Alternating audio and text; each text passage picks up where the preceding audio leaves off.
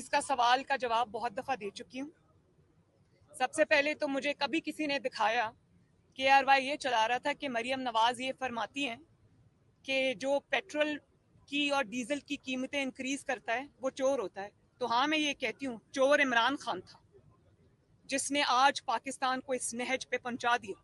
और ये उसी चोरी मलिक रियाज साहब को रिश्वत के तौर पे देकर कभी हीरे की अंगूठियां दी गई, कभी आपके चैनल KRY को, आपसे मुझे कोई प्रॉब्लम नहीं है, मैं आपकी इज्जत करती हूँ, आप एक इंडिविजुअल हैं, लेकिन ये KRY का माइक पड़ा है, सूलन मुझे उठवा देना चाहिए। लेकिन पाकिस्तान के अवाम जो आज भुगत रहे हैं, KRY को जो 40 अरब का पैसा खिलाया है इमरान खान ने, एक सेकेंड, जिसके जिसकी नहीं, मैं ये बता रही हूँ ना, अब आप मेरा जवाब सुन लें।